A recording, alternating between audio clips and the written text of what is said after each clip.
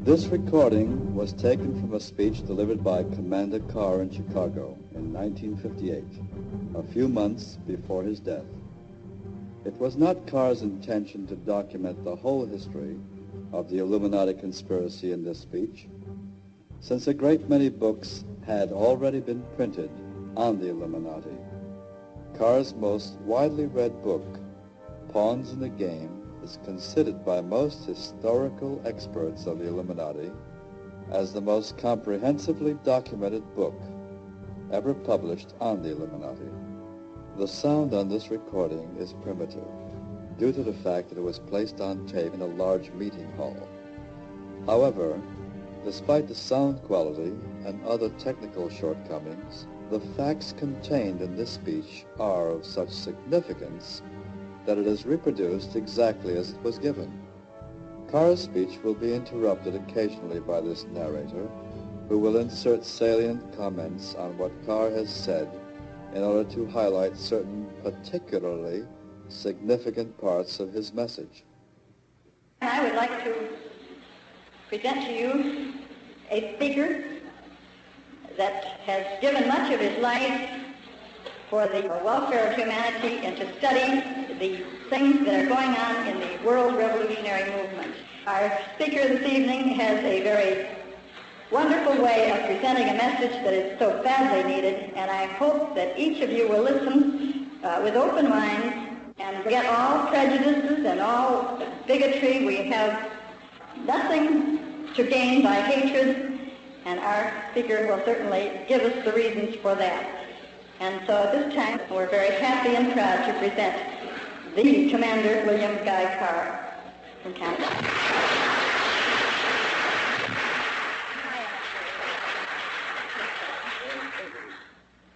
Madam Chairman, ladies and gentlemen, the inspiring words of the song that you have just sung, Parallel Hours in Canada, we sing, O Canada, ask God to save our Queen.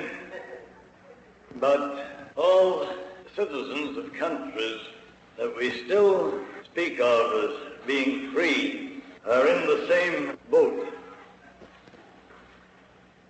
Unless we bedure the word as well as hear it, unless we translate what we say into action, I'm afraid we are going to suffer the penalty of our indifference. We have the words of the Our Father. Everybody prays it many times a day. In some cases, we say, Thy kingdom come, Thy will be done. But what do we actually do towards establishing God's plan for the rule of creation and putting it into effect on this earth? If we had, during the last 2,000 years, put those words into effect, the Luciferian conspiracy could not have developed to where it is today in its semi-final stage. Adam Weishaupt, who is a doctor of canon law in Ingolstadt University, revised and modernized the age-old conspiracy and then reorganized the Illuminati and organized the Grand Orient Lodges to be their secret hiding place. These brilliant-minded men consisted of men of all walks of life, scientists, military leaders, economists, educationalists, encyclopedists, and so on. That is where the word Illuminati is derived from. They are undoubtedly brilliant-minded men. And unfortunately, they have become self-conceited, so swell-headed, that they actually believe that they know better than Almighty God how the universe should be ruled, and that is the struggle that's going on today. But if we stop and finish revising the age-old conspiracy and modernizing it, on May 1st, 1776, he said that communism, Jacobinism, Nazism, world federalism, political Zionism, and any and all other organizations that had internationalism or one world government as their ultimate aim were to be organized, financed, directed, and controlled by the members of the Illuminati. The Illuminati, down through the ages of time, have always made provision to elect and select those who are to succeed them from their own immediate entourage. They are children of well-bred families whom, because of the fact that they show exceptional mental achievement, are highly educated and thoroughly trained to serve the purpose of those that direct the world revolutionary movement. These youngsters, when they are going through college and university, don't realize why they are being showered with grants and scholarships and all the rest. They become strongly attached to those that finance their education and then place them into exceptionally remunerated positions. And it is useless to deny the fact that after these brilliant-minded young men have been educated under the tuition of men that represent themselves as one-worlders, that they are fully qualified to act as specialists, experts, and advisors behind the scenes of our government. Thus it is through these men, whom we term agentur, that the governments of your country and mine, since way back in history, have been made or advised or pressured into accepting policies that have always ended in recurring wars and revolutions. Because the principle on which the Luciferian conspiracy is based is the ability to keep secret their plans, and for the Illuminati and their agentur to keep dividing the world's population into opposing camps in ever-increasing numbers, so that they can be armed, and after they are armed, they are built up to more or less equal in strength. We call that in military terms balance of power. And after that has been done, the Illuminati invariably produce the incident which will cause the opposing sides to fight and destroy each other, while those that foment the wars and revolutions reap the financial benefits and sit back on the sidelines, patiently waiting for the day when all governments and religions will have been destroyed as world powers. Westoff said that when this point is reached, then for the first time they will make known to the masses the pure light of the true doctrine of Lucifer and impose it with satanic despotism. What Weishaupt said in the 1700s, the latter part of the 1700s, Pike, General Albert Pike, confirmed in the latter part of the 1800s. Pike, with the aid of Giuseppe Mazzini, worked out the military blueprint which would cause the world to be involved in wars and revolutions until, to use his own words, only two world powers remained, and those two were to be the people controlled by the leaders of atheistic communism and those that subscribe to the Christian religion.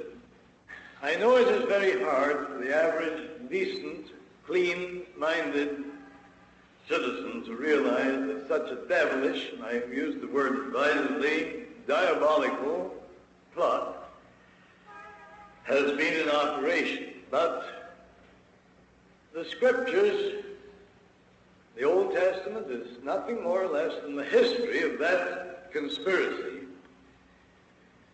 of the Luciferian forces to prevent the human race establishing God's plan for the rule of creation, putting it in effect on this earth. Christ himself came to show us what must be done if we were going to halt that conspiracy on this earth, as St. Michael halted it in heaven. He told us who were directing that conspiracy. He said, it is they of the synagogue of Satan.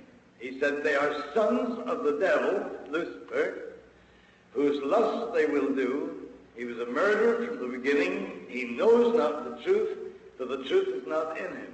When asked, who are these men, he said, them that call themselves Jews, but are not, and do lie. The devil's whole plan is to use cunning and deceit. That is why our Heavenly Father, through his Son, Jesus Christ, told us that he was the father of lies. And they will make any statement and justify the telling of a deliberate lie, providing it moves their conspiracy towards its final goal. Giuseppe Mazzini was an Italian. If you look in your encyclopedias, you will find him eulogized as a great Italian patriot. That is how the agents who direct this conspiracy deceive the people into believing what is a direct lie. Giuseppe Mazzini was the director of the World Revolutionary Movement and was appointed as the director of the whole World Revolutionary Movement in 1834. After the French Revolution was over and the American situation here was in turmoil, Mazzini came to America and he consulted with General Albert Pike, who was disgruntled because his Indian auxiliary troops had been disbanded on the charge that they had committed atrocities under the cloak of legitimate warfare. Therefore, Pike became an illuminist, and he built a house in Little Rock with 13 rooms in 1840. And it was in that house where he worked to perfect the military blueprint of wars and revolutions that would bring Weishoff's plan to its final stage. The blueprint called, first of all, for the putting into effect of Weishoff's plan to create international atheistic communism, and then use it as the Illuminati's destructive force to help them destroy all existing governments and religions. I know it hurts when the truth of history reveals that men who have been built up by false propaganda into national heroes are proved to be feet of clay. But what is true of some of your statesmen and politicians in the past is equally true of ours in Canada and those of Britain. Since the turn of the 19th century, since 1801, there has hardly been a prime minister in England or Canada or a president in this United States, with the exception of Lincoln, who wasn't under the control of the Illuminati. I explained briefly this afternoon how Weishoff's plan was made known by an act of God. The German author Zwack, Z-W-A-C-K, had laboriously put these revised protocols together, and so that they would be safe and to guard against all being destroyed at one time. Copies of this document were placed in different parts of the world. I explained that Professor John Robison, Professor of Human Psychology of Edinburgh University and Secretary of the Royal Society, when touring Germany and visiting the University of Frankfurt and Ingolstadt, had been asked to guard a copy of the secret document. He was not informed as to their nature, but he did place them in safekeeping. And after the plot had been revealed by the act of God, and the Bavarian government had published the horrible details of this international plot, Professor Robison unlocked this strongbox in which he had kept them and found that the documents he had confirmed everything that the Bavarian government had published in 1786. I told you that while Weishoff's courier was riding on horseback from Frankfurt to Paris with a copy of this precious document, infamous document, for the information of those Illuminists and Jacobins who had been entrusted with developing the French Revolution, which was scheduled to break out in 1789, Almighty God struck him dead as he rode through the village of Ratisbon. The courier was struck by lightning. And the Bavarian police found this document on the courier's body. Realizing its importance, the serious nature of it, they turned it over to the Bavarian government, who in turn had the police raid all Weishoff's Grand Orient lodges and the homes of those who were known to be connected with him in the order and sect of the Illuminati. The evidence thus obtained confirmed the document as being genuine, and it was published in 1786 under the title, The Original Writings of the Order and Sect of the Illuminati. Copies of this document were sent to the heads of church and state throughout Europe.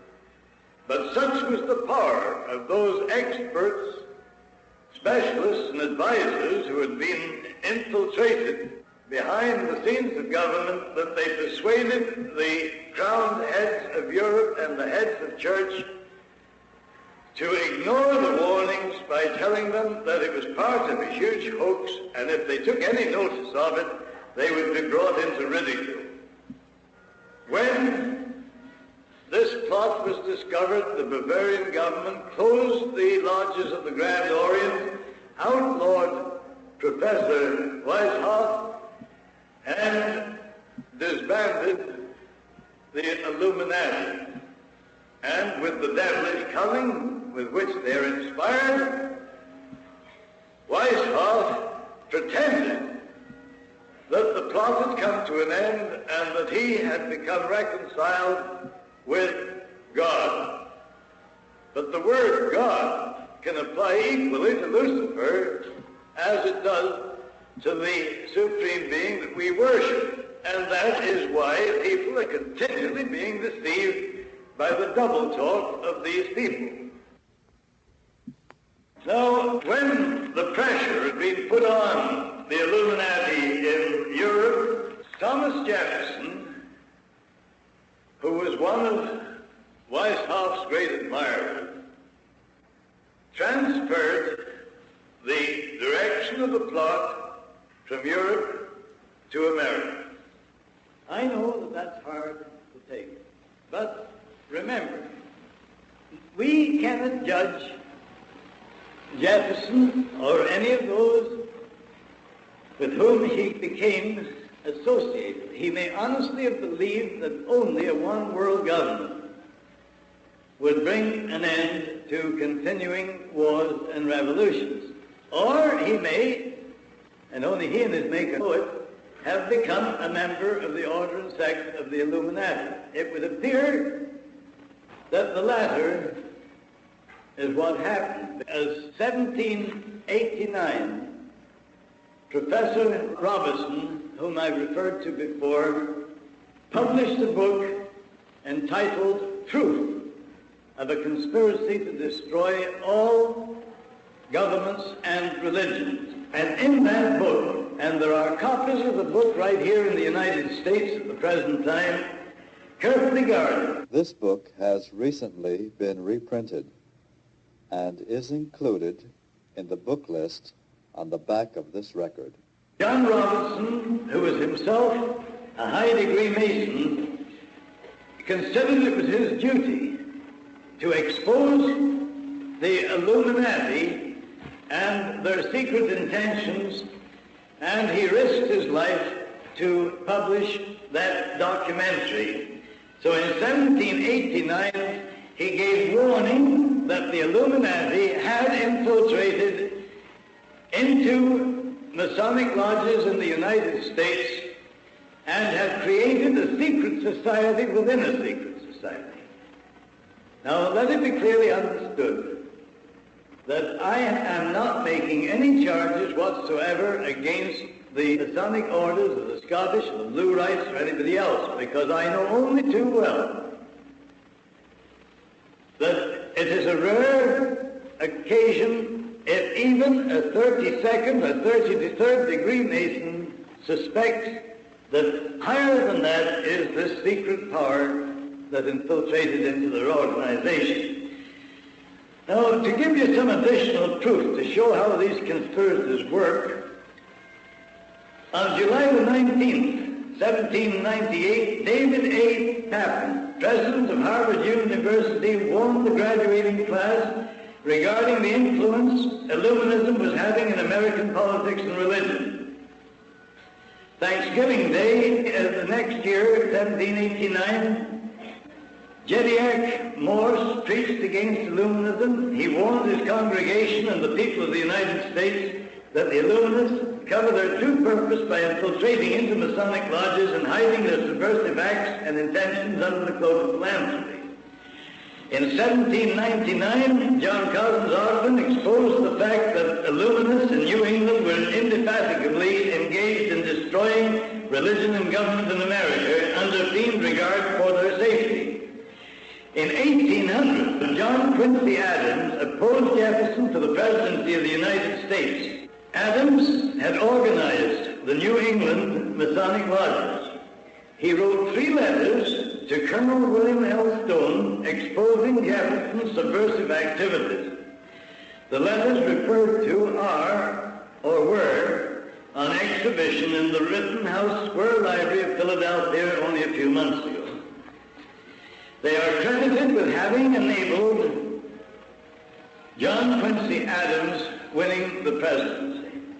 In 1826, Captain William Morgan took it upon himself to inform all other Masons how and why the Illuminati were using their lodges for subversive purposes. The Illuminati delegated one of their members, Richard Howard, to execute Morgan as a traitor. Morgan tried to escape to Canada, but was captured at the border and murdered. Richard Howard reports to a meeting of the Knights Templars in St. John's Hall, New York, how he had executed Morgan. Arrangements, according to Elaine were then made to ship Howard back to Liverpool in England, and the incident caused such indignation on the part of the Masonic fraternity that their records prove that as a result of this incident, thousands of Masons seceded from the northern jurisdiction. Since I published that in last issue's News Behind the News, the grandson of one of the men that led that revolt in some way got hold of a copy, and he went to the trouble of sending me copies of the minutes that his grandfather had taken, or his great-grandfather had taken at the meetings that dealt with that very subject, so that I would have additional evidence of the proof of what I'm telling you. In 1829, I just tell you these things because it shows how this conspiracy moves year by year and right up to the present day. In 1829, an English illuminist named Fanny Wright. You might wonder at a person of the female sex being mixed up in this thing, but the Grand Orient Lodges and the councils of the New and Reformed Palladium Rites organize what they call councils of adoption. That is the female organization that work hand in glove with the Illuminati. This woman lectured to selected groups of Illuminists in the new Masonic temple which had been built in New York. She explained the Luciferian ideology regarding free love and sexual liberty. She also informed the American Illuminists it was intended to organize atheistic communism for the purpose of furthering their own secret plans and ambitions. Among those who were delegated to put this phase of the conspiracy into effect was Clinton Roosevelt, Horace Greeley, and Charles Dada. Nobody had ever heard the word communism used generally at that date. As a matter of fact, the word communism was not put into common use until after Lenin and Trotsky usurped power in 17 from the Mensheviks who had fought the Russian Revolution. It was only then that the word communism became into common use. I want you to mark these things very carefully. In 1841, Clinton Roosevelt published a book called The Science of Government Founded in Natural Law. That book embodies Weissaup's pattern of a one-world UN-type dictatorship. Clinton Roosevelt was a direct ancestor of Franklin Delano Roosevelt. Roosevelt, Greeley, and Dada organized the Locofoco Party in 1834 to cover the real purpose. They organized the first labor movement in the United States the following year, and then covered their activities under the name of the Whig Party. And the money that they raised by these activities was used to finance none other than Karl Marx to write the Communist Manifesto in Das Kapital in Soho, London, England. Karl Marx was the nephew of a Jewish rabbi, but he defected from Judaism. He was baptized into the Christian religion, and he was a hater of the Jews. He was no more an atheist than what I am. But he wrote that document so that he could get people who had lost their faith to join the Communist Party and allow themselves to be used to further the secret plans of the Illuminati. While Karl Marx and Engels were writing the Communist Manifesto, a German professor of the name of Karl Ritter of Frankfurt University was actually employed by the Illuminists writing the antithesis of the communist ideology so that the Communist Party and the anti-Communist Party could be used to divide the world's population into opposing camps and bring about World War I. Professor Karl Ritter was succeeded after his death by Nietzsche, who completed his work. As early as 1776, Russia had been designated as the empire which was to be destroyed and turned into the stronghold of atheistic communism. But the historians that teach in your universities and in your colleges don't say anything about that. What I'm telling you are historical facts. I'm not giving you my own opinions. They can be checked in your national archives, in the British Museum of London, England, and in the Vatican libraries, and have been checked. When Giuseppe Mazzini was brought in contact with Pike, the two worked on this military plan to divide the countries of the world into opposing camps, and World War I was to be used to enable them to overthrow the powers of the Tsar and turn Russia into the stronghold of atheistic communism. In 1887, Pike and Lemmy, who had succeeded Mazzini as the director of the World Revolutionary Movement, Lenin succeeded Lemmy. decided that political Zionism was to be organized by Herzl and then used for two purposes. First of all, to create the State of Israel, and secondly, to enable the Illuminati to foment World War III, using the differences between the Israeli and the Arab Mohammedans to serve that purpose. The plot also required that after World War I had turned Russia into the stronghold of atheistic communism, communism was to be built up in strength by the leaders of our so-called democratic countries until it equaled in strength in every respect the united Christian world, and then it was to be contained. And it was to be contained until the last. Everybody considers that communism is a movement by the laboring classes to destroy capitalism. Nothing could be more ridiculous.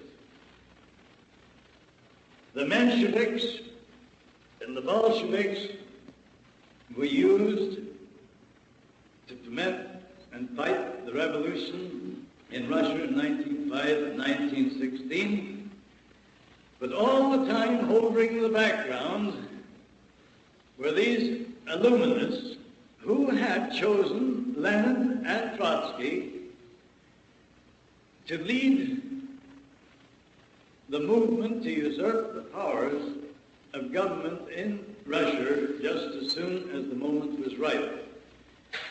Now, in 1916, the international bankers of Britain, the United States, Germany, Sweden, and France met in Stockholm for the purpose of deciding the final details of the Russian Revolution, and they were joined by Henry Ford. Henry Ford, who originally wrote a series of books exposing the Illuminati conspiracy, was himself duped into going along with them. The Ford Foundation has since carried out many of the stated goals of the conspirators under the beneficent hand of Henry Ford II, whose father never dreamed that his own fortune would be used to advance the cause of his worst enemy. Who went over under gave the world the impression that he sailed in that famous peace ship. Well, of course, there's different kinds of peace. We know that the communists today are talking peace, but that they mean the peace that will be had when all other opposing forces have been destroyed. The average communist doesn't know that he also is to be destroyed in the final phase of the conspiracy. And it was by making these facts known to the leaders of the Communist Party in Canada that we split the Communist Party right down the middle in 1957. We supplied them with copies of a letter that Albert Pike had written to Mazzini on August the 15th, 1871, the year before Mazzini died, and that exposed the whole diabolical aspect of the conspiracy. Lenin and Trotsky were not atheists. Lenin had been initiated into the order and sect of the Illuminati in Switzerland, where Trotsky was initiated. I am not familiar, but this will shock you. British intelligence knew exactly what was being planned, and so did your American intelligence officers, because they reported all the details of this secret meeting in Stockholm to their governments, just the same as I reported that secret meeting that happened on St. Simon's Island, February the 14th this last year. No notice was taken of it. The powers behind the scenes of government are too strong to even allow your government, which you so proudly say is of the people, for the people, by the people. And ours is just the same. But the fact remains that they deposited $50 million to the credit of Trotsky in the Bank of Sweden. And while that was being done, Lenin was being given safe conduct from Switzerland to Russia with 38 top-level revolutionary readers in a private car supplied by the high command of the German government. And that movement from Switzerland to Germany of Lenin and his party was organized by the brother of Paul Warburg, who drafted your Federal Reserve legislation in 1910 and had it put into effect in 1913. His brother was chief of the German intelligence staff and negotiated the transfer of Lenin and these top-ranking illuminists into Russia. Now, Trotsky was building up his group of revolutionary leaders on the east side of New York, and when he sailed from New York to Sweden, the British Navy intercepted the vessel and took Trotsky and his fellow revolutionary leaders off the vessel, landed them at Halifax and confined them in the emigration sheds and put them under the guard of the Northwest Mounted Police, as they were known in that day. But that didn't suit those that are directing the world revolutionary movement.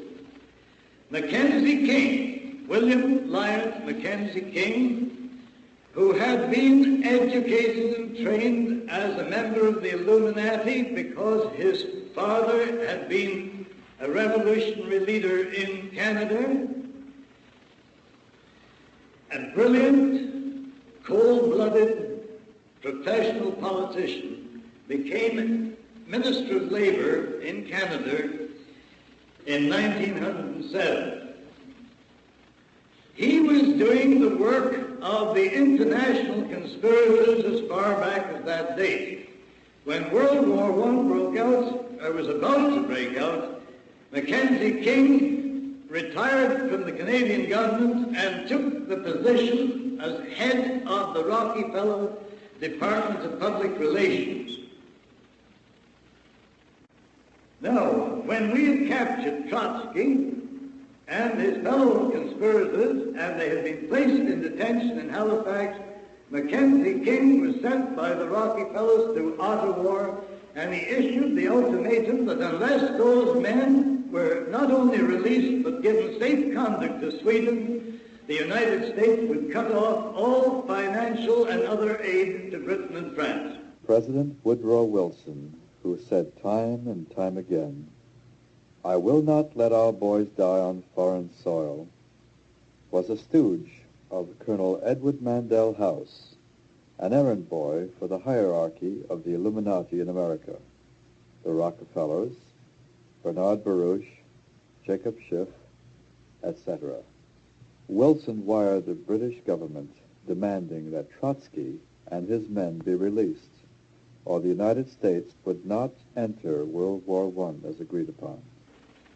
So, to prevent defeat, we took the lesser of two evils, and Trotsky was put on board another ship, and we had the humility of escorting that man to the entrance of the Baltic Sea. These are the things that of international intrigue that's going on all the time, and you're not allowed to know a thing about it. As soon as the war was over, well, I'm not going to go into all the details of the Russian Revolution, but you know that Trotsky and Lenin did take over the powers of government in Russia. Now, the lot of people talk about 98% of those men that went with Lenin and Trotsky into Russia to usurp the powers of government being used. That's a perfectly correct statement if we use the word Jew as it is generally used. But remember this, they entered Russia in the August and September of 1916. When Lenin died in 1924, there was not a single member of the First International of the Communist Party left alive or out of exile, except one or two who were initiated as members of the Illuminati. All the others, after they served their purpose, were liquidated, as happens to everybody that serves the Illuminati, whether they know it or not. As soon as they have served their purpose, they're wiped out with as little compunction as you and I would swat a fly. Now, the Nazism, as had been founded by Professor Karl Ritter, the same year, 1848, that Karl Marx wrote the Communist Manifesto, had to be used to foment World War II for the purpose of destroying the German Empire and reducing the strength of the British Empire so it was no longer a world power. And we know that that is exactly what happened. But according to the Pike Plan and this overall revolutionary blueprint, it also had to be used so that the political Zionist Party would be given a sovereign state in Palestine, where the differences between political Zionism and the Arabs would and could be used to foment World War III.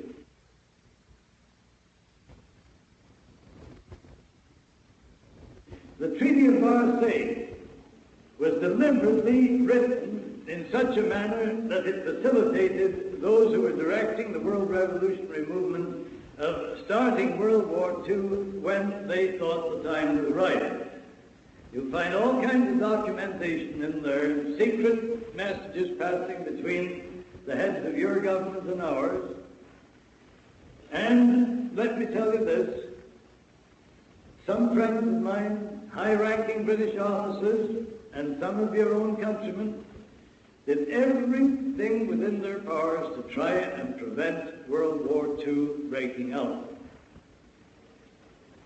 They knew the details of this conspiracy as I'm explaining it to you. They went to Prime Minister Chamberlain and they told him that if he allowed World War II to break out into a hot and shooting war, that it would be continued until Britain had been destroyed as a world power. They even convinced Chamberlain of the truth of their statements. And that is why he went to Munich and came back with his umbrella and a piece of paper saying peace in our time. But then Chamberlain was maneuvered into a position where he had to declare war to keep the promise to the Polish people over the Karler incident. But you know that the first months of that war, we referred to it as a phony war. Chamberlain and the Premier of France had agreed that they would not bomb any German targets other than strictly military targets. That didn't suit these bloodthirsty international gangsters. That was too slow. So they gave orders that Chamberlain had to be got rid of, and Chamberlain didn't know what to do. He told Commander Ramsey, a very highly decorated officer in Army intelligence, and a man who was a member of Parliament for Peeblesshire in Scotland, he said, if you will only get me definite evidence of what is going on behind the scenes, he said, I will put a stop to this war.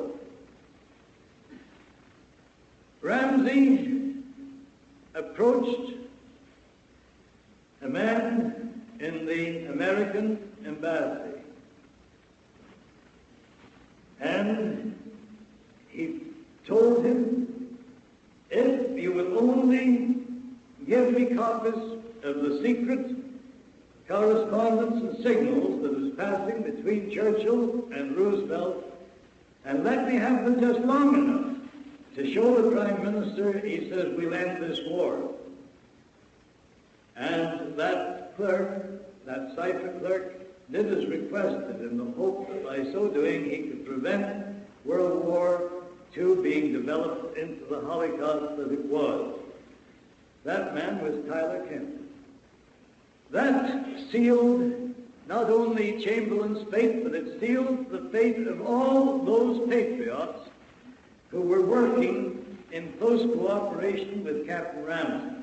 And the powers behind the government insisted that there be an election. Churchill was elected Prime Minister. On February 8, 1920, Sir Winston Churchill, before his forced acceptance in the Illuminati, wrote an article that was carried in the Illustrated Sunday Herald. From the days of Spartacus, Weishaupt, to those of Karl Marx, he wrote, to those of Trotsky, Russia, Bela Kun, Hungary, Rosa Luxemburg, Germany, and Emma Goldman, United States, this worldwide conspiracy for the overthrow of civilization and for the reconstitution of society on the basis of arrested development, of envious malevolence and impossible equality, has been steadily growing. It played a definitely recognizable role in the tragedy of the French Revolution. It has been the mainspring of every subversive movement during the 19th century. And now at last this band of extraordinary personalities from the underworld of the great cities of Europe and America have gripped the Russian people by the hair of their heads and have become practically the undisputed masters of that enormous empire. The 12 o'clock of the day of May the 12th, that he was elected Prime Minister, he gave the Royal Air Force orders that they were to bomb open towns and cities in Germany that night. At midnight, he broke the previous Prime Minister's promise with the French President that would not do that. At midnight on that same day, he had the secret police that nobody knew were even in existence in England raid the homes of about 400 and some odd patriots, including admirals of the British Navy, and they took them and their wives out of their beds in the middle of the night and locked them up in Brixton Prison without a charge or opportunity for trial, and they kept them there for 4.5 years. I'm not telling you a fairy tale. I'm quoting historical facts. The people of England have never been allowed to know that yet, and yet I have Admiral Sir Barry Domville, with whom I am in constant correspondence, and I served with his brother in the First World War on the same ship, and I know every detail of everything that happened about that. Admiral Domville was one of the finest and most capable British admirals that our country produced. He was the greatest fighting admiral that we had in the First World War. He fought and won more engagements in and around the Bight of Heligoland than any other British admiral. He was 4 times decorated by the King with the highest honors that could be conferred on him, and after the war, he was put in charge of all naval establishments and then made Director of Naval Intelligence. Admiral Domville told me that he was 58 years of age before he began to suspect that the the secret power that seemed to be able to cause our governments to adopt policies that led to their own destruction was the Illuminati. After World War II had served its purpose, and Nazism had been used to serve the purpose of the Illuminati, those who had directed the war on the German side were ordered liquidated. But so that it would be made look legal and nice, we had the Nuremberg trials, where they were legally murdered. Now, anybody that served in a high-ranking position in your Navy, the Canadian Navy, or the British Navy, knows that we have to obey orders. And those orders are given by the politicians, the civilians. Admiral Bacon, one of our British admirals, had the courage to write to Mr. Churchill in the First World War and said, "Sir, fighting the enemy is a pleasure. Fighting you politicians is the damnedest headache a man could inflict on himself." That was what Admiral Bacon, who was one of these gruff old fellows, and he didn't give a continental cuss for all the politicians this side had hated. And he wrote that to Mr. Churchill. Now, as a result of the Second World War, the United Nations was formed. Just one more step towards a one-world government. Your government gave recognition to Soviet Russia and was quickly followed by Britain. If you remember, the Bolsheviks became so powerful due to the aid we had given them that we had to fight a war of containment in 1919, 1920, and 1921. The conditions under which we fought the Bolsheviks was exactly the same as the conditions your troops and ours fought in Korea this last war. We were never allowed to give them a darn good licking. As soon as we just pushed them back and got them into where they were contained, then we had to stop. We weren't allowed to deliver the knockout blow. Good Lord, Bolshevism, or as we know it today, international communism, could have been absolutely wiped out in Russia between 1919 and 1921. But that wasn't in accordance with Weishaupt's or Pike's plan. That plan said it had to be built up until it equaled in strength the whole of united Christendom. Now, is there any person in this audience can deny that during World War II, international communism was not built up until it equaled in strength the whole of united Christendom? What about Yalta, Tirana, Potsdam? Stalin took all they offered and asked for more. And because it suited the purpose of those directing international intrigue at the top, he got all he asked for. And those that were working with him, the three big men, thought Stalin was playing along with them. I think history will prove that Stalin went so far as to agree that FDR would be the first king despot. And when he double-crossed FDR after Yalta, that was the end of FDR. You want to ask some of your own intelligence officers if they'll open up. Thank God I never took the oath. I'd been working at intelligence work since way back in 1912. And on every occasion that I was brought into the intelligence department, I begged off taking the oath, and because there was no difference of opinion between my senior officers, Admiral S.S. Jones and these other admirals I've mentioned, they never required me to take the oath, and that's the only thing that left my tongue loose so I could speak. If you belong to intelligence, to the FBI or the Royal Canadian Mounted Police, you are not allowed to divulge. I never asked them for any information. Working with a small, tight-knit group, we gave them all the information that came into our hands.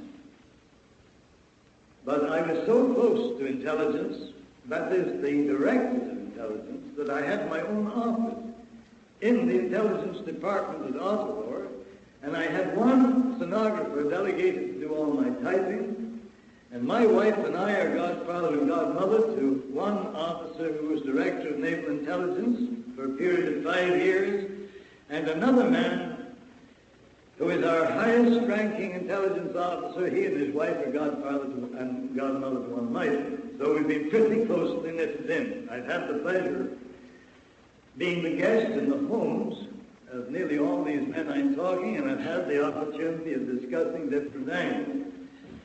They are not in the habit of volunteering information, but if you ask them a direct question, all you have to do is to look into their eyes.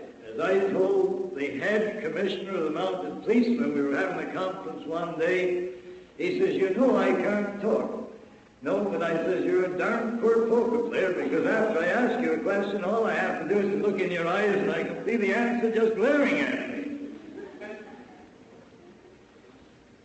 Well, the progress towards the one world government had to be quickened, so the League of Nations was transferred to the United Nations.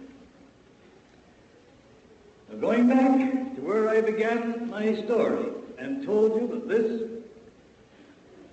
world revolutionary movement started in the celestial world when Lucifer challenged the right to Almighty God to be the supreme authority on the grounds that his plan for the rule of the universe was weak and impractical, because it was based on the premise that lesser beings could be taught to know him, love him, and serve him out of respect for his infinite perfections. I told you that the Luciferian plan was to ensure peace and law and order by the enforcement of a totalitarian dictatorship enforced by absolute despotism. That theory is what is being put into force here today. The people that we're so proud to say govern the country are not going to have any say unless we educate and make them understand that we're in the semi-final stage of this conversion. Now you'd say it's too late. It isn't. We have the words of our Lord Jesus Christ, who told us that if we would go out and teach all nations the truth and the whole truth, knowledge of the truth would set us free from the bonds with which we are being bound by the Luciferian conspirators. This isn't a racial or religious or a political matter, because in the final analysis, the satanic forces will divide those that survive the final social upheaval into just two classes. The brilliant-minded ones that have plotted and planned all this will be the rulers, and all the rest will be those that they enslave. It's an extraordinary thing, but the more you study all angles of this conspiracy, you find out that the brilliant-minded international gangsters that think out all the details of the various aspects of this conspiracy are financed by being awarded Nobel Prizes. Alfred Nobel was the inventor of dynamite that has killed more people in wartime than any other weapon ever invented. The Nobel Peace Prize has been won by such men as Linus Pauling and Martin Luther King, and the Peace Prize is an instrument used by the conspirators to carry on their work. Our Reverend Mr. what's his name, Methodist minister, he was given $45,000 to work inside the religious thing. Not long ago, Bertrand Russell was awarded the Nobel Prize for his book, The Impact of Science on society. I know Rod Chisholm personally.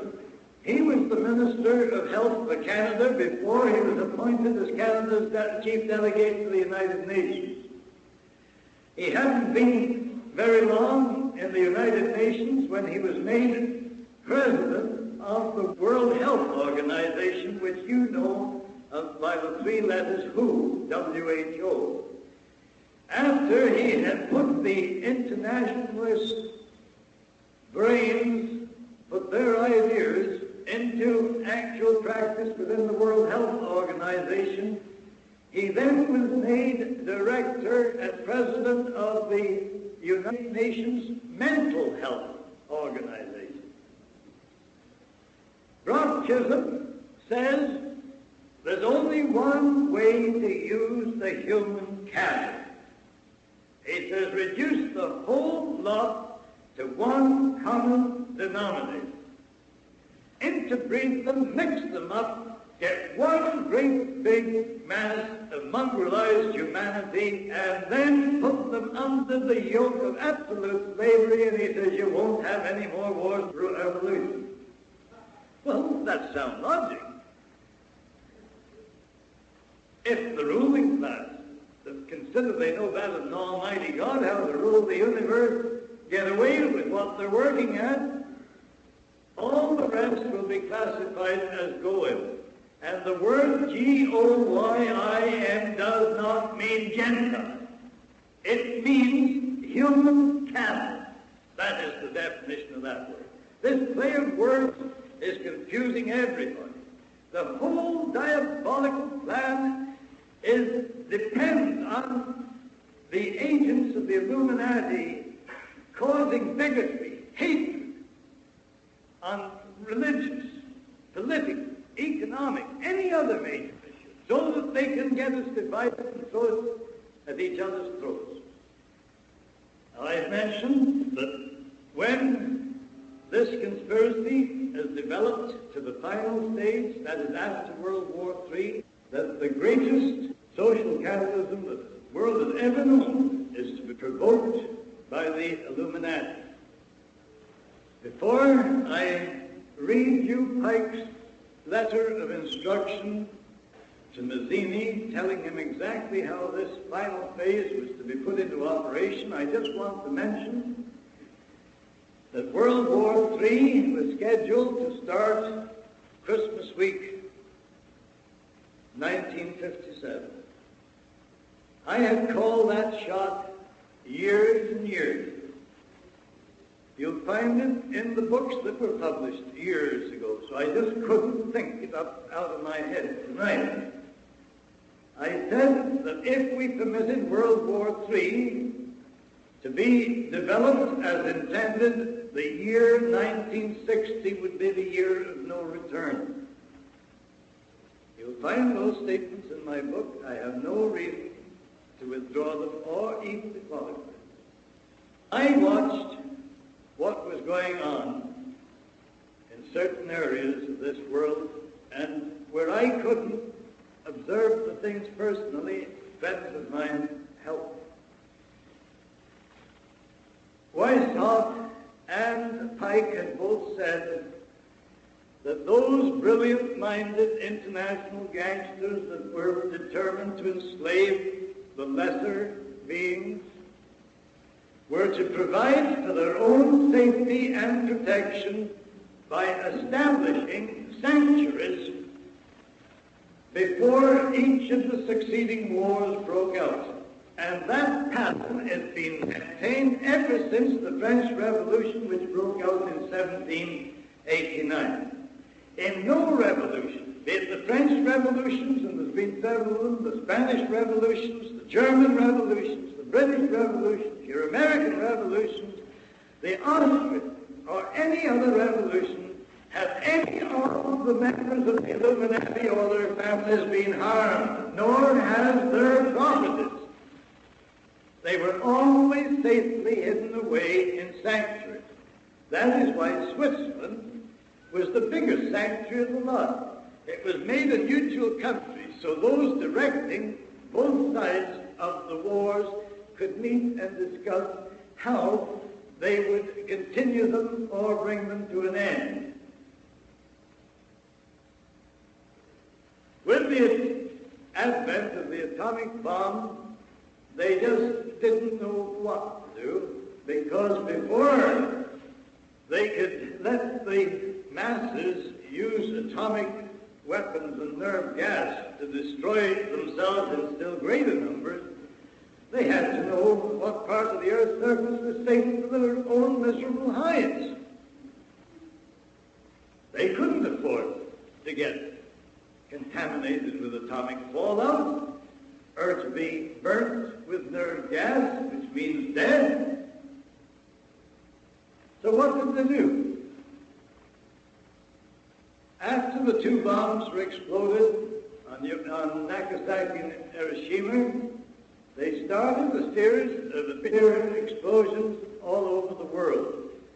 Britain, Soviet Russia, Australia, the United States, whose governments are all controlled at the top by these devils in human form.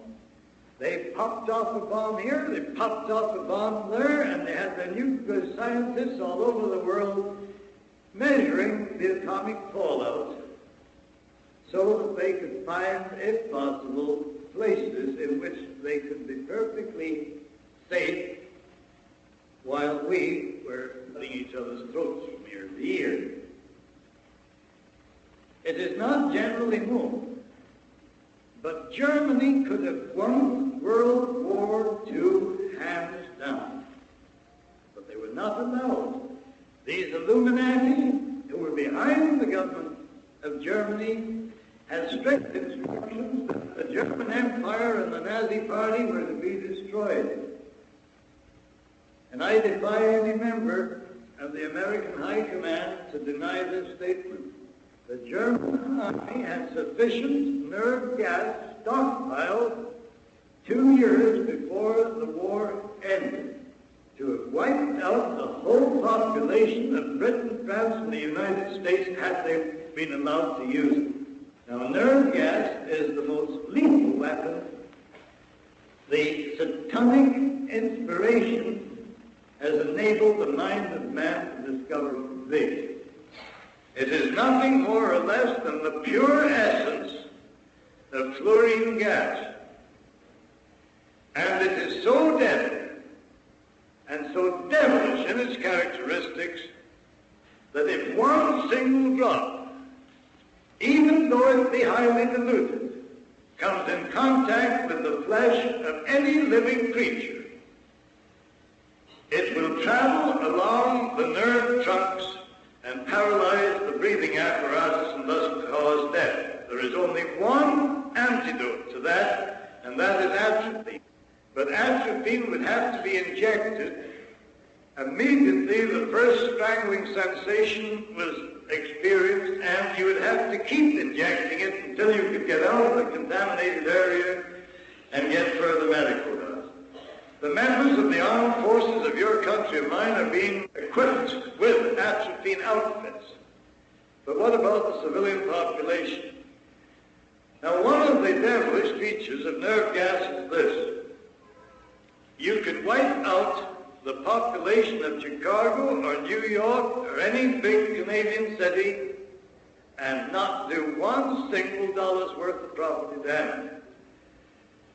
Now, all this nonsense about the fear of atomic bombs is just getting the masses into a state of fear that they'll go off half-cocked and agree that it's essential to contain Russia or something else to have another world war.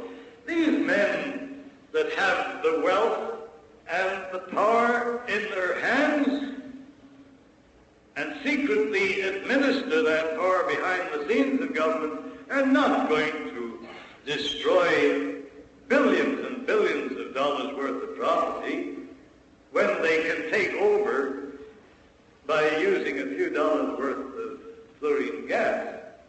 They call it nerve gas because they figured it would interfere with their idea to promote fluoridation if the public got to know that nerve gas is nothing but the pure essence fluorine gas in gaseous form.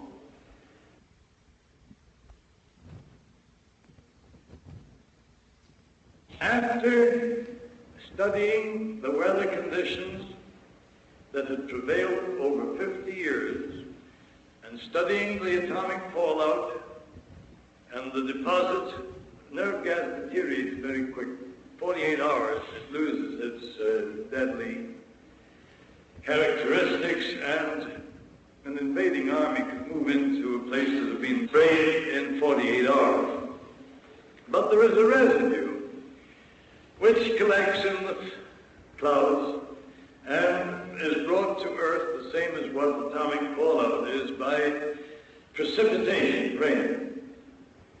Now, in 1955, the year that I was starting to publish these two books, the scientists had reached the conclusion that one part of the world that was safe was that area bounded by southern Florida, the islands of the Caribbean Sea, and the British West Indies. As soon as that was secretly known, all the big multi-millionaires started the most intense building operations this country has ever known. The chairman of the Aluminum Company of America, Mr. Davis, bought 10,000 acres on the Isle of Pines and proceeded to turn it into one of the most luxurious hideaways where he and his top-level members of the Illuminati could live in peace and luxury while we were wiping each other off the face of the earth. Britain was so concerned about the increase of population in the West Indies that they financed the movement of around 250,000 West Indians out of the islands and moved them into England and Canada, paid their fares, told them it was to improve their conditions. Now, A.P. Taylor, who owns and controls the brewery interests of Canada, Hoffman, Bronfman, who controls all the distillers in Canada, and who are no more Jews or Zionists than what I am, but they control the movement at the top, and a group of their international gangsters that control the Canadian government's policy just as another group controls yours. They formed a syndicate. The first ante was $15 million, and they started to build palatial resorts throughout the West Indies and other islands of the Caribbean Sea. A bunch of your Chicago financiers and others extended Miami right down until it reaches now to Key West. All this happened after what's been called the safe area. It's a good job my nurse, when I was a kid, dropped me on my head, because she developed such a thump of curiosity that I've never recovered from it yet. And knowing what was in the wind, I had to go down there and see for myself what was going on. That is what took me down to Florida in the February of 1957. And what did we find? They were organizing water transports between the islands. They were taking cargo ship loads of preserved and tinned foods and stockpiling them throughout the area. They were building great big water condensers, so in case of drought or lack of precipitation, they can have the sea water turned into drinking water. Vining Davis was at the back of that reclamation program in which thousands and thousands of acres of marshland in Florida was drained and cultivated and tilled so it became fertile ground for growing what you call market vegetables, small fruits and vegetables. 200,000 head of cattle were transferred from Texas into the ranches of Florida so they would be sure of a meat supply. With that amount of cattle breeding and the fish that were available in the ocean, in the coastal waters, they were quite satisfied. with their ability to grow their own fruit and vegetables, raise their own meat, catch their own fish, that added to the tremendous amount of staples such as flour and other things that have been shipped into that area by ocean-going cargo vessels, would make them absolutely self-contained. Now, because these men always like to make a project pay for itself, they rented all this luxurious accommodation that was built in 55, 56 to tourists. And they were quite willing to take them for all they've got, make them pay through the nose for this luxurious living, and they were quite welcome to pay the shot until they wanted to move down in there. And they had it all planned, how to get rid of them so that they could occupy the vacated accommodation. They called the general strike of hotel employees. And all the people in those luxurious resorts couldn't get any kind of service, so the people that owned them were very apologetic, and they flew them all out. And as soon as they got rid of them, every plane leaving these northern airports were chartered to fly the big boys down in to take over the accommodation that had been vacated.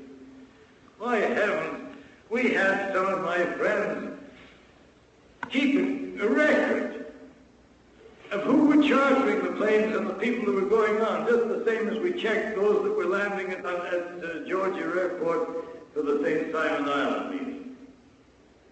And amongst the people that had their own planes chartered to take them down south just before Christmas was the heads of your international unions that had done all the negotiation to amalgamate the unions at the top. Not only the American, but the Canadian. They both had private planes for the whole bunch of the top fellows who had been serving the international.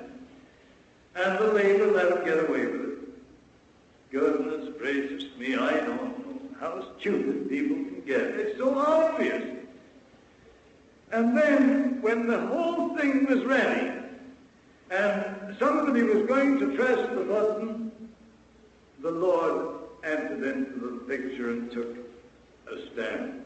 And you never saw the like of it in all your born days. I've traveled all over the world and I never saw anything like it. All of a sudden, just towards the end of November, the earliest and most severe frost that had struck Florida in 50 years hit, and the papaya trees just wilted. They brushed out, covered them with blankets, covered them with anything. Didn't do any good. They were flat on the ground. Next day, every blessed one was wiped out. The fruit and vegetables that were just getting to maturity for the Christmas market were wiped out completely. There wasn't an onion or a radish or a lettuce left. And the rain started to fall, and the wind started to blow from every direction other than was expected. And there was such complete chaos as far as weather conditions were concerned that they fired the poor old meteorologist at Tampa because he couldn't call the shots 12 hours in advance. So they fired him, and they brought the top fella down from Washington. And when he got down there, all he did was hold his head, and he couldn't predict what the weather was going to be for 24 hours. So they had to call the war off. Too bad. Oh, we would just say, they called the war off. They only postponed it for a while. They thought that these weather conditions couldn't prevail much longer. And you know, there was such a precipitation of rain that the fallout in Florida, both nuclear fallout and fluorine, was such that 76,000 head of cattle died. 76,000 head of cattle died. The next thing that happened, Christmas week came. You never saw such beautiful weather in your life. Everybody was down on the beaches swimming and bathing. For 7 days we had perfect weather. Then the angels pulled out the plug again, and the water came down, and the wind started to blow, and the temperature was all around. I was fortunate. I was so convinced that something like this would happen. I had a great big hand-knitted woolen coat, and you know I've been stopped a dozen times on the street by people who said, I'll give you $40 for that coat. Everybody thought I was nuts when I went down there with a great big hand-knitted coat. But boys, I was comfortable when other people were freezing to death. And then the second frost wiped out the next crop just as it was ready for market. And the cattle started to starve to death. There wasn't enough grass left on the pasture land. And before they could organize an emergency feeding program, they had to pull the grapefruit crop and take those great big wagons that carry about 10 tons and dump them in the pastures, and the cattle were so hungry they just munched grapefruit to keep alive. And that is a truth, and there's thousands of people can support that statement. Then the most mysterious thing of the whole episode happened. The fish that were so abundant in the coastal waters, in the islands and around the coast, they disappeared to the Lord knows where, and he won't tell. You couldn't catch enough fish in a couple of hours to supply 5 or 6 families, and when the fishing boats would go out and bring great big cargoes of lovely fish in, they couldn't find the fish. They even put electronic devices in their boats and went out 300 miles to sea to try and locate the fish shoals. No good. 40% of those that owned commercial fishing boats and charter boats went bankrupt, and the financiers took over their boats. 40%. Then, just to make sure that there wouldn't be any nonsense, in the beginning of 1958, as the third crop was ready for the market, the Lord sent another frost and wiped that. It was the latest frost that's ever been recorded.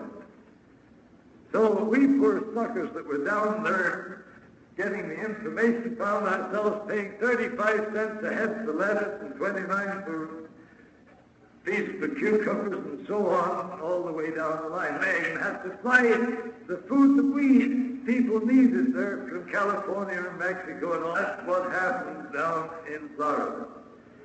But the scientists said that the fluorine that fell down was brought down out of the clouds by the rain, and that it is accumulated from the smoke from chemical factories, that the smoke had gone up and lodged in the clouds, and these unprecedented downpours of rain had released it and dropped it on the grass and the pasture. Well, I don't believe that, because I know that they were frantically taking tests of Spanish moss and every other thing. I had doctors that I could rely on, and they were watching all these tests, and they just did not know what was to happen. The United Nations was taking up the matter of stopping a further atomic test because of this atomic fallout. That is what's going on in this world. Now, we started to show that the conditions which we experience today started in the supernatural world are conducted by men who are inspired by the satanic forces. Their purpose is to prevent us putting God's plan into operation so his will can be done here in heaven and what have you today in the United Nations.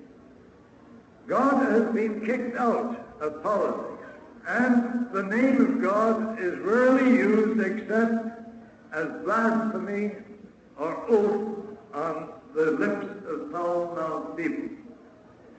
But the Scriptures tell us that God is a jealous God, and I'm quite sad that he has taken measure of the satanic forces that work in this world and the feverish haste with which they are trying to bring their devilish plan into its final stage shows that they think time is running out. Now, it's all very well saying, well, don't worry, God will look after it. God has a habit of helping those who help themselves. He told us that if we were hearers of the word and not doers of the word, it would avail us as nothing. If the truth has been made known to us, it is our duty to pass that truth on to as many other human beings as possible. Because whether or not we can halt this devilish conspiracy before God has to intervene to save all flesh being destroyed or not, by making the truth known to our neighbors, we can at least open their eyes and make them realize what is going on so that they too can become the elect of Almighty God. That is the duty. We will not be judged according to the results that we achieve. We will be judged according to the amount of effort we put into serving His holy will during the term of our life on this earth. There, ladies and gentlemen, you have a picture. Now, I just want to read this in conclusion. Albert Pike, on August the 15th, 1871, wrote a letter of instruction to Mazzini, telling him what I have told you, and his concluding paragraph reads as follows: "We, the Illuminati, shall unleash the nihilist and atheist, and we shall provoke a formidable social catalysm, which in all its horror will show clearly to the nations the effect of absolute atheism, origin of savagery, and the most bloody terror. Then everywhere the citizens obliged to defend themselves against the world minority or revolutionaries will exterminate those destroyers of civilization, and the multitude disillusioned with Christianity, which will be from that moment without compass, that's direction, anxious for an ideal, but without knowing where to render its adoration, will receive the true light through the universal manifestation of the pure doctrine of Lucifer, brought finally out in the public view, a manifestation which will result from the general reactionary movements which will follow the destruction of Christianity and atheism, both conquered and exterminated at the same time." The word God is used by these Luciferians just the same as we use the word God. On July the 14th, 1889, Pike had to correct the beliefs of some of his leaders in the New Palladian life who were Satan worshippers. So he wrote this letter of instruction: "That which we must say to the masses, or the crowd, is we worship God, but it is the God that one adores without superstition. The Masonic religion should be, by all of us initiates of the high degrees, maintained in the purity of the Luciferian doctrine." Now I want to repeat, Masons up to the 32nd and 33rd degree do not know about the details of this plot until recently, and therefore they cannot be blamed. In the original writings of the Order and Sect of the Illuminati, there are 9 paragraphs that deal with how Freemasonry and other secret societies are to be wiped out after the Illuminati have been established their leader, king, despot of the world. So they don't play any favorites. Everybody except their own little clique are to be either wiped out or subjugated. Lenin said it didn't matter if 75% of the world's population was liquidated as long as they controlled the other 25%. Referring to this God, what we say to the crowd is we worship God. But it is the God that one adores without superstition. I'll skip the next part. The Masonic religion should be, by all of us initiates of the high degrees, maintained in the purity of the Luciferian doctrine. If Lucifer were not God, would Adonai, whose deeds prove his cruelty, avidity, and hatred of men, barbarism, and repulsion for science, yes, Lucifer is God, and unfortunately, Adonai is God also. For the eternal law is that there is no light without shade, no beauty without ugliness, no white without black. For the absolute can only exist as two gods. Thus the doctrine of Satanism is a heresy, and the true and pure religion is belief in Lucifer, the equal of Adonai, but Lucifer, God of light, God of good, is struggling for humanity against Adonai, the God of darkness and evil. Now, the word Adonai is used to identify God by the Luciferian Creed when it is being exemplified in the higher degrees of the Grand Orient Lodges and those of the New and Reformed Palladian Rites. There's the picture. I maintain that if the public can be educated to know the truth, public opinion can become such a force that it will become a greater power on this earth than any atomic weapon developed today. The only thing that those who, from their dark places and their secret hidings, fear is the truth. They fear the truth and only the truth.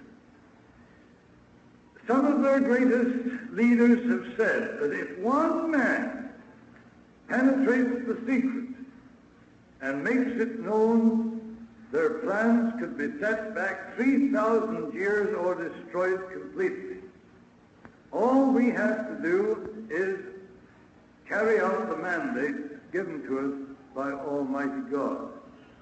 If we don't, we'll all, Americans, Canadians, British, and all those that call ourselves free, will find ourselves in the same pot being stirred up in a beautiful, delicious devil's brew. And those fiends will reduce us to one common mass of mongrelized humanity by the application on an international scale of artificial insemination. Bertrand Russell, on page 49, 50 and 51 of his Nobel Prize-winning book, The Impact of Science on Society, says that less than 30% of the females will be selected for breeding purposes and less than 5% of the males. And the breeding will be the same as on a stock farm. It will be strictly limited and selected to fill the requirements of the state. That's what we're facing. That's what is at the back of this integration and all the rest of it. They completely cover and disguise their foul intentions by putting a whole lot of little targets up so that we point our rifles and sight on those little targets and blaze away. And they don't care how many 1,000 rounds of ammunition we shoot at the targets they stick up, as long as they are safe behind the butts and we're not hurting them. Now let's get wakened up. For heaven's sake, we sacrificed nearly 30 million human lives in World War I and II in the honest belief that we were fighting for our king and our country, or God and our country. And if we were willing to risk our lives on the battlefield or on the seas or in the air, surely to goodness the courage of the early martyrs hasn't disappeared completely. What are we afraid of? What's causing it? And those that are supposed to be leading us, particularly those in religion, why are we not told the whole truth so that we can use the intelligence that God gave us and decide as he intends us to do, whether we accept his plan and obey his law or literally go to the devil.